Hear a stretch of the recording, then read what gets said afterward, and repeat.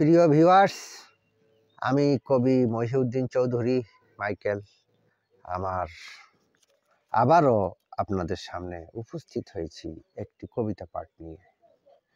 আমার আজকের কবিতার নাম অসম দেনমোহর।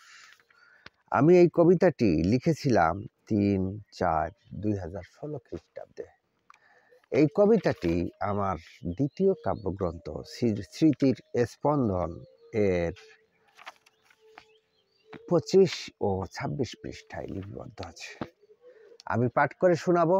তার আগে এখনো যারা আমার এই ইউটিউব চ্যানেলটি সাবস্ক্রাইব করেন নাই তাহারা দ্রুত সাবস্ক্রাইব করবেন এবং সকলেই লাইক, কমেন্ট, শেয়ার দিয়ে পাশে থাকবেন এই কামনা রেখে আমি পাঠ শুরু করছি।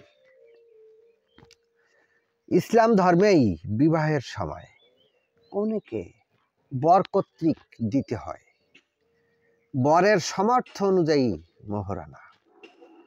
তাছাড়া বিধানে বিবাহ হয় না। অধিকাংশ বিবাহের ক্ষেত্রে হয় মোহরানা অঙ্ক ও উসুল সমতা নয়। কনে কর্তৃপক্ষের দেনমোহরের দাবি থাকে বড় অঙ্ক আবদার। বরের ক্ষমতার প্রায় শতগুণ নিরুপায় আনতে মানে বরপক্ষগণ। কনে পক্ষের এই অসম বাহানা ধর্মীয় নিয়মে যে বৈধতা পায় না।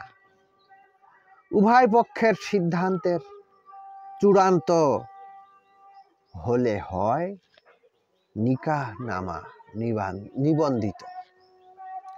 তৎকালীনই উসুর লিখে দেয় পরিশোধ ছাড়াই নেকাহনামায়। মিথ্যাই পরিশোধ 20%, হয় না যে পরিশোধ বাকি অংশ।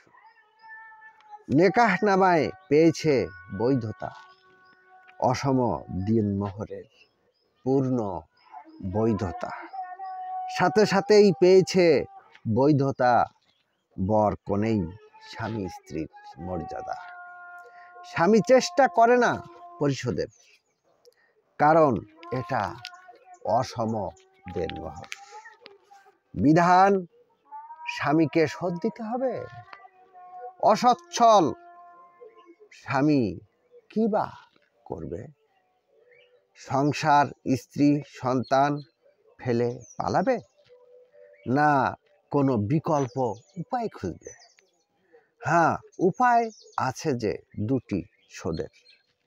এক, ক্ষমা চেয়ে নেওয়া নিজ স্ত্রীর নিকট, অথবা দেনমোহর বিমা করা।